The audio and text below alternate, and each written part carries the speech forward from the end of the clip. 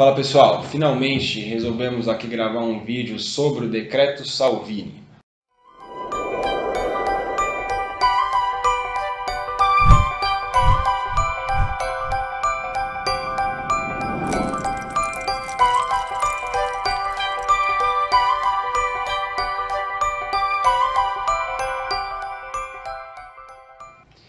Decreto Salvini foi um assunto que girou bastante aí nas redes sociais e nos blogs de cidadania italiana, causando uma série de confusões aí para as pessoas que estão acompanhando e estão ingressando nesse mundo. E a gente resolveu fazer um vídeo sobre isso agora. Só agora porque finalmente a gente tem os dados oficiais sobre esse assunto. Só agora é possível falar com exatidão o que vai mudar, o que vai permanecer igual e quais são as consequências verdadeiras para os requerentes da cidadania ou para a naturalização, ou enfim, tudo que tange aí o mundo da cidadania italiana. Queria fazer um parênteses antes de começar o assunto em si, que é para a gente tomar cuidado das próximas vezes que surgirem boatos. A Gato vem acompanhando a cidadania italiana já há um bom tempo, e praticamente todos os anos, se não mais de uma vez por ano, surge algum boato sobre limites de gerações, sobre perda de direitos, sobre o governo estar em cima dos descendentes e sobre qualquer outra coisa. Curiosamente, essas mesmas pessoas que criam esses boatos geralmente vêm com alguma solução para isso. Solução mágica, geralmente, né? Me contrate nos meus serviços, me contrate como advogado, ou enfim. Normalmente esses boatos eles acabam em cerca de 1 ou 2 meses, as pessoas esquecem e a vida continua normalmente. Então o meu parênteses aqui, o meu pedido é que a partir de agora a gente tente filtrar com mais vontade e mais atenção essas informações que nos chegam, né? Tem muito blog e muita informação que não consta, né? Vamos tentar buscar as informações oficiais, mesmo que sabendo que é um pouco difícil fazer isso por conta da língua, mas na pior das hipóteses, tente encontrar um profissional da sua confiança para esclarecer essas informações. Nós, felizmente, existimos, né, para dar as informações de confiança para todo mundo. Bom, eu fiz aqui um texto, uma colinha, então de vez em quando eu vou acabar olhando para o computador para não perder nenhuma informação, mas vou tentar ser sucinto e resumir aí o que aconteceu e explicar objetivamente quais foram os impactos na cidadania italiana. Bom, primeiro de tudo, antes de explicar o que foi Decreto Salvini, legislação e tudo mais, quero deixar claro, não mudou absolutamente nada para as pessoas que vão requerer cidadania por sangue.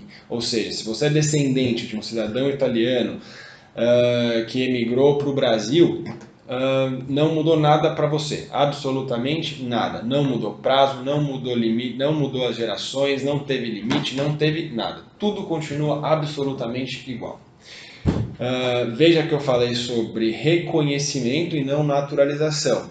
E antes de começar também o vídeo, é bom que você tenha conhecimento desses termos, porque é muito importante. O princípio pelo qual as pessoas obtêm a cidadania italiana muda completamente através dos termos, ou seja, reconhecimento é para as pessoas que têm direito, que já nasceram italianas e nunca declararam isso ao governo italiano, ou seja, estão buscando o reconhecimento do status italiano perante o governo. Naturalização é um privilégio que as pessoas, cumprindo alguns pré-requisitos, podem obter a nacionalidade pedindo ao governo. São elas, por exemplo, as duas mais famosas, através de um casamento e através de residência legal na Itália. A gente fez um vídeo já sobre isso, é muito interessante que você assista esse vídeo e entenda, porque as coisas vão ficar mais claras quando você estiver pesquisando sobre cidadania italiana na internet. Vou deixar o link aqui embaixo no vídeo para você assistir isso daí. Bom, já que falamos um pouquinho sobre isso, vamos agora ingressar sobre o Decreto Salvini, né? Na verdade, o Decreto Salvini não se chama Decreto Salvini, né? Ele é um decreto-lei que foi proposto pelo Matteo Salvini, né? um ministro aí do Ministério dell'Interno italiano, do partido de extrema-direita Lega Nord, que propunha algumas alterações na lei que rege a cidadania italiana. Um decreto-lei ele passa a valer a partir do momento da sua assinatura. Então o ministro vai lá, propõe algumas coisas e assina. A partir da data da sua assinatura, aquelas mudanças estão valendo. Mas elas não estão valendo para sempre, elas estão valendo até que o parlamento vote o que aconteceu agora há pouco e faça as suas alterações que acharem necessárias. Isso aconteceu agora essa semana. Bom, Matteo Salvini fez essas alterações visando principalmente as pessoas que procuravam se naturalizar italianas, ou seja, as pessoas que por um acaso imigram clandestinamente ou que pedem cidadania por casamento ou que estão residindo na Itália há 10 anos hoje, por exemplo, né? E não, na minha opinião, visando as pessoas que estavam buscando o reconhecimento da cidadania italiana por sangue. Até porque nós, os descendentes de italianos, representamos um baixíssimo percentual de cidadanias concedidas, né, do governo italiano. Baixíssimo. A maior parte da cidadania concedida para as pessoas é por residência, é por asilo político, é por casamento. E é esse tipo de cidadania que o governo está se preocupando, que precisava regulamentar melhor. Só que o que aconteceu é que tinha lá um trecho um pouco dúbio que dava margem para interpretação de que algumas alterações valeriam também para o reconhecimento da cidadania. E aí começou um monte de boato e tudo mais. Bom, esse decreto-lei foi assinado no dia 4 de outubro, né, e teria até o dia 4 de dezembro para estar valendo, ser votado e ser divulgado na Gazeta Oficial e regulamentado para começar a valer. E aí começaram os boatos. Então vamos lá, agora a gente já tem um texto definitivo, votado e aprovado pelo parlamento. Podemos falar sobre o que mudou e o que não mudou. Então, com objetividade, o que aconteceu? Para os descendentes italianos, nada, não mudou prazo, não mudou o procedimento, não mudou linha materna, que era mais ou menos o que estavam se especulando aí nas alterações. O que mudou, na verdade, foram os termos para as naturalizações. E o que eu vou tentar focar é para a naturalização por casamento, que eu imagino que seja a grande parte das pessoas no Brasil, né? Os descendentes reconheceram a sua cidadania e agora querem passar para os seus cônjuges através do casamento. Vamos lá. 3 alterações principais que vão impactar a vida de quem quiser se naturalizar pelo casamento.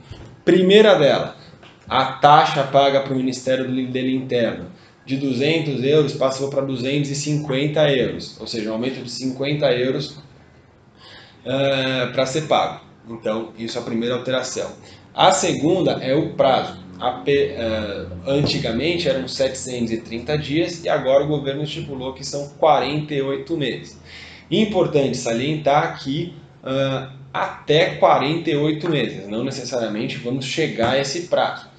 Apesar de que os processos antigos, quando o prazo ainda eram 730 dias, o governo já não cumpria esse prazo, já chegava próximo aos 48 meses.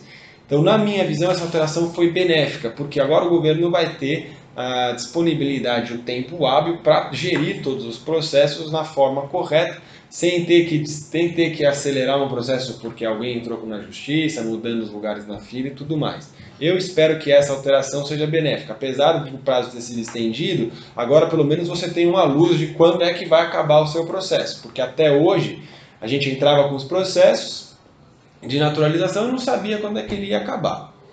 E a terceira, e aí aqui é a mais preocupante, né, na minha opinião, é a necessidade de comprovar proficiência na língua italiana. É isso mesmo. A partir de agora, para as pessoas que quiserem se naturalizar italiana, seja por casamento, seja por residência, vai precisar comprovar um nível de proficiência na língua italiana. Esse nível é o B1 do quadro comune, né? O quadro comune europeu de riferimento per lingue. Né? É um índice, é como aqueles testes IELTS, TOEFL para o inglês, né? Cada língua tem o seu teste. E você vai precisar comprovar que você fala minimamente, aí o B1 seria referente a um intermediário na língua italiana, para poder ter o decreto positivo sobre a sua naturalização. Um dos testes aí para você fazer é o CILS, né? O CILS, vai medir a sua proficiência em italiano. Então, se você está pensando em se naturalizar, é bom que você inicie a fazer um curso de italiano. Ainda, se você ler o texto, vou também deixar um link para vocês terem acesso aí ao texto final aprovado. Está dizendo ali que a gente vai ter que colocar o diploma, né, o comprovante do teste de proficiência na hora da apresentação do requerimento. No site do Ministério ainda não tem espaço para você colocar isso. Então ainda fica uma dúvida sobre se a gente vai precisar fazer o upload desse, você vai precisar comprovar o nível de proficiência ao iniciar o pedido ou só quando for chamado para fazer o juramento, ou seja, depois de 4 anos. Então fica ainda essa lacuna aí que a gente vai precisar esperar para ver como é que vai funcionar na prática, mas o fato é que você vai precisar comprovar um nível mínimo, um nível intermediário de italiano segundo o quadro europeu de línguas. Tá bom? Na minha visão, é uma coisa que atrapalha um pouco os requerentes de naturalização, certamente, mas não tem outro modo, né? Todos os outros países requerem o proficiência da língua e o mínimo que você tem que, o mínimo, na minha opinião, né, que você precisa fazer ao ser nacional de um país, né, a ter cidadania de um país, é falar minimamente a língua, né? Principalmente se você não tem ligação cultural com o país, nem de sangue, é o mínimo de carinho aí, de importância que você vai dar para o teu novo país, né? Então, se preocupem com isso. Diversas escolas aplicam esse teste aqui no Brasil e você vai ter que estudar um pouquinho. Tá bom? Acho que é isso, gente. Qualquer dúvida, coloque aí nos comentários do vídeo e estamos à disposição.